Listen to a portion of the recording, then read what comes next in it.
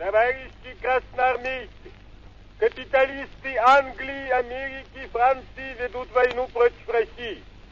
No es frecuente escuchar la voz de Lenin. 100 años atrás, en los albores del cine, su imagen quedó registrada, pero la tecnología que unió la imagen con el sonido no llegó sino hasta un año después de su muerte. Para hablar de la Revolución Rusa hay que hablar de Lenin. Era un hombre enérgico, de baja estatura, pómulos prominentes y ojos asiáticos. Su familia provenía de la parte mongola de Rusia. Quedó calvo de joven, pero su sello de identidad era su barba, recortada al estilo Van Dyke, bigote y mentón, las mejillas siempre afeitadas. Han pasado 100 años y su figura sigue presente en cada rincón de Rusia, pero un siglo después los rusos se muestran ambivalentes ante este aniversario. El presidente Vladimir Putin rara vez se refiere al evento.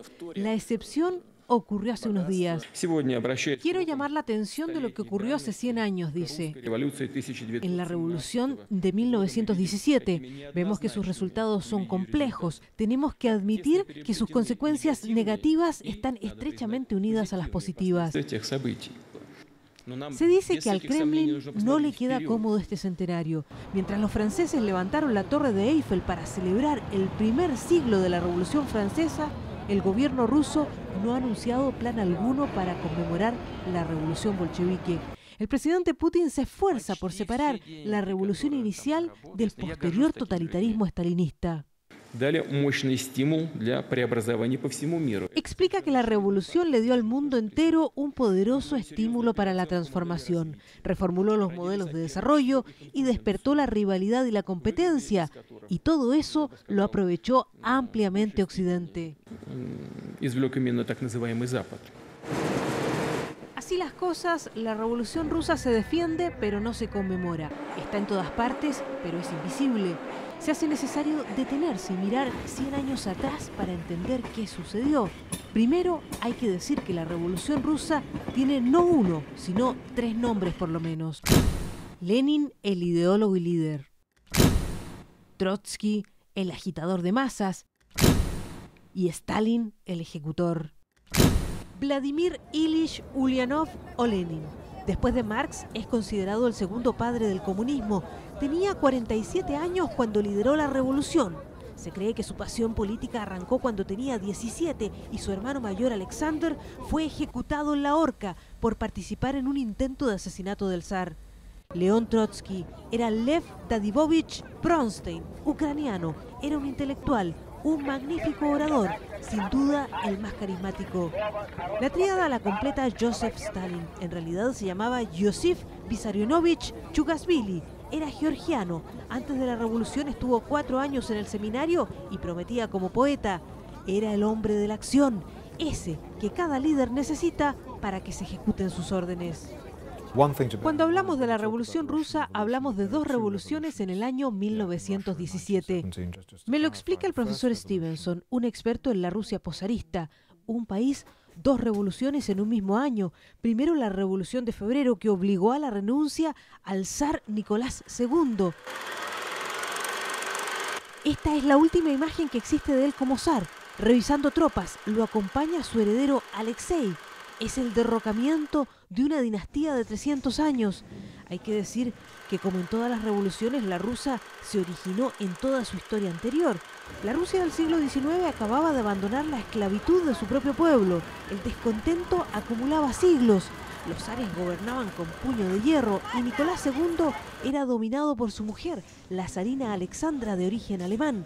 Ella, a su vez, obedecía sin reparos a un nombre que suena a leyenda, pero que era real: el monje Rasputín, el que no solo aparecía como sanador de la hemofilia del heredero, sino que tenía una enorme influencia en la familia imperial. En plena Primera Guerra Mundial, cuando los rusos acumulaban ya 2 millones de muertos, Grigor Rasputín fue asesinado por los nobles rusos, pensando que con ello salvaban al zar del colapso. 100 años después, Rasputín sigue fascinando al mundo. Cada año hay nuevos libros y nuevas conferencias que aseguran que su muerte jugó un papel en la revolución. Explica que el asesinato del hombre que Nicolás y Alexandra llamaban nuestro amigo solo aceleró las fuerzas anárquicas en Rusia.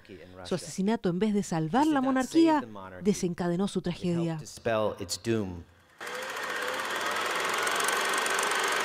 La Revolución de Febrero fue un levantamiento que sorprendió fuera de juego a Lenin y a los bolcheviques.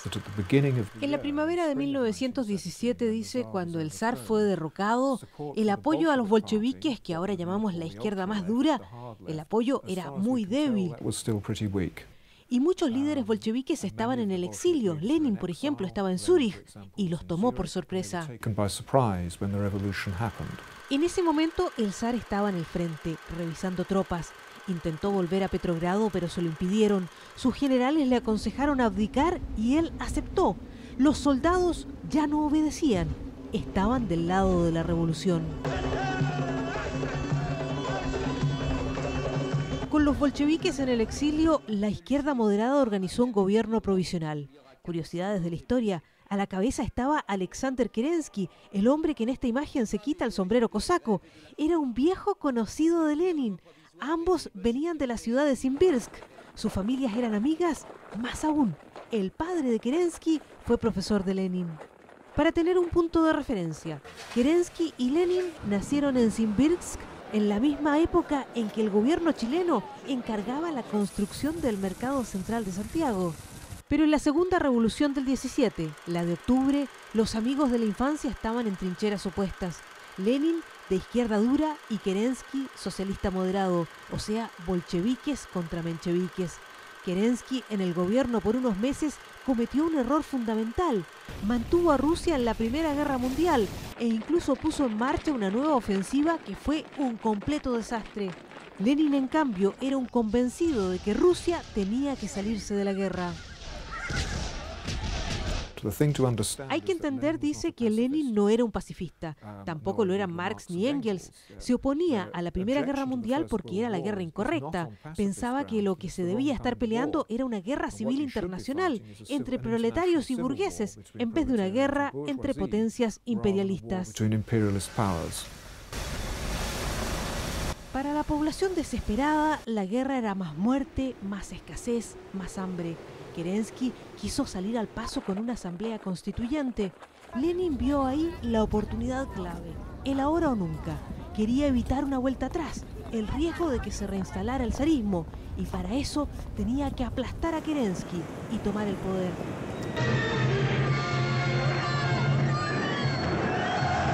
Un proceso que quedó épicamente contado en octubre, la película clásica de propaganda de Sergei Eisenstein.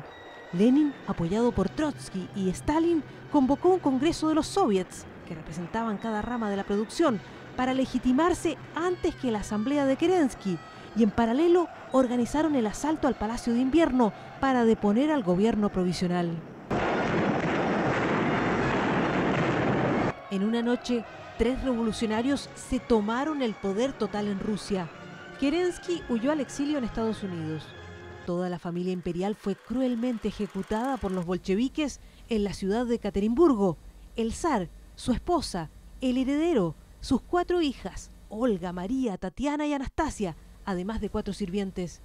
Caída la Unión Soviética, los 7 miembros de la familia del zar fueron convertidos en santos por la Iglesia Ortodoxa rusa.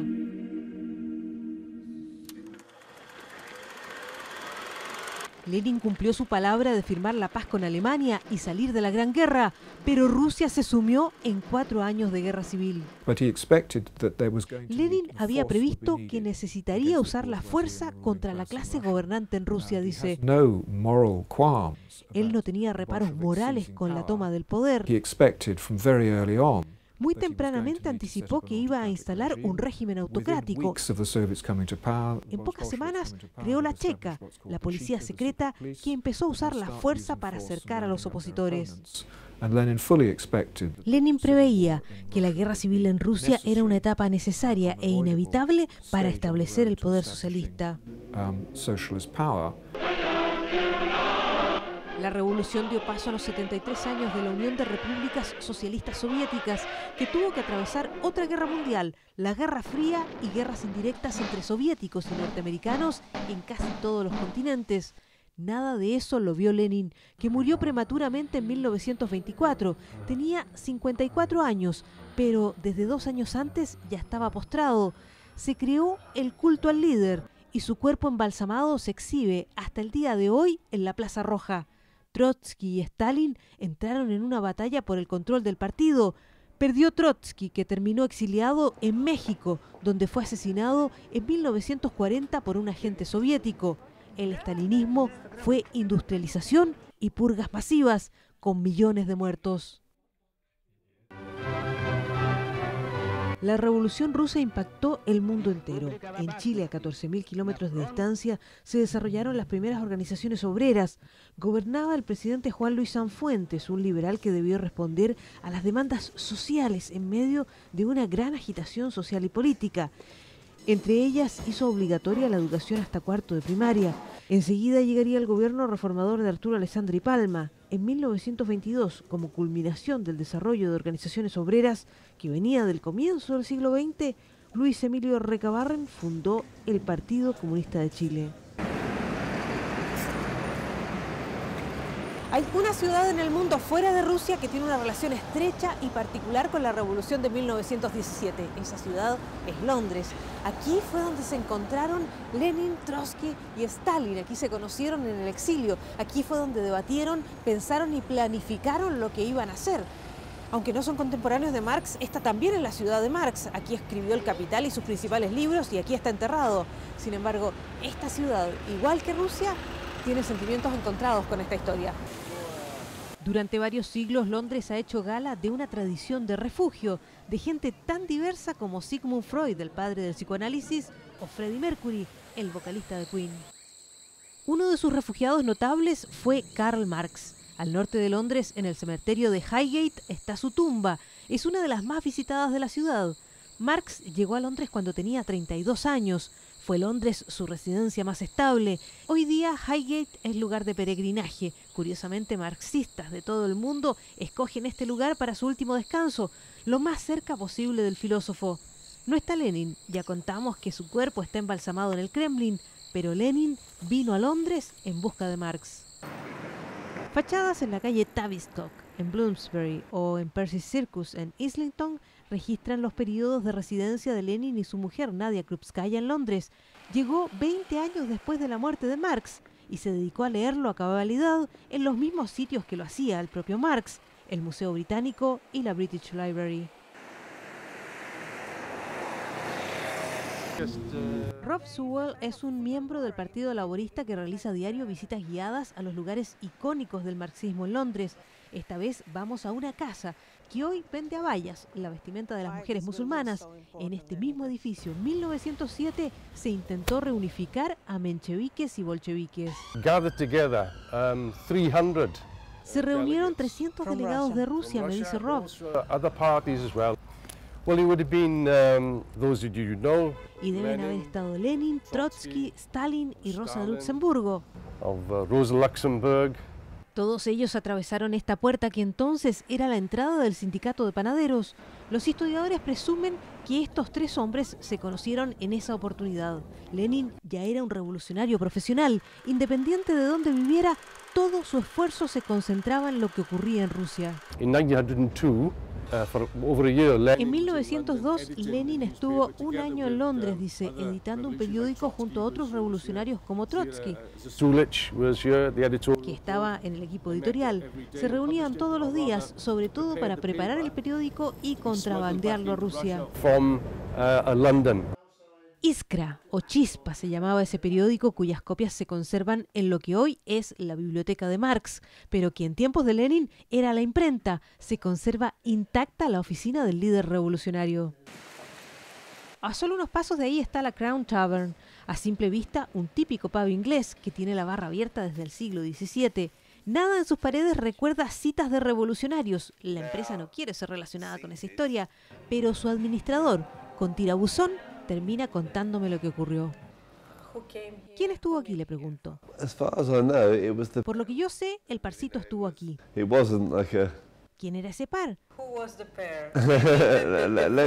Lenin and Stalin. Lenin y Stalin vinieron, conversaron y probablemente se tomaron una cerveza. I guess. Probably had a beer as well. Otro bar, el Water Rat. Una foto en la pared recuerda que Lenin se dejaba caer. Marx había vivido en la planta superior. Craig Ford es un escocés, diseñador de ropa que nos cuenta otro ejemplo de la incomodidad que provoca la revolución 100 años después.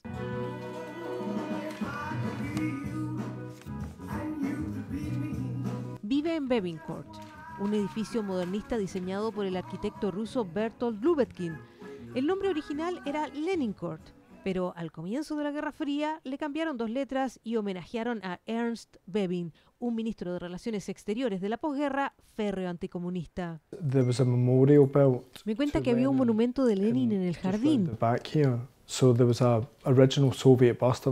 traído de la Unión Soviética. Fue destrozado. Era la Guerra Fría, había mucho anticomunismo y la gente no quería recordar a Lenin en el barrio. Hombre de izquierdas, Craig no solo tiene a Lenin en su salón, sino que siempre da su dirección como Lenincourt, y las cartas le llegan correctamente gracias al código postal.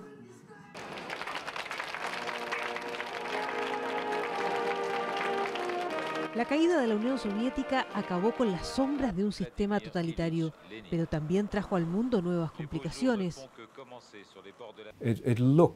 Explica que a partir de los años 90 cualquier tipo de revisión del accionar de Estados Unidos desapareció.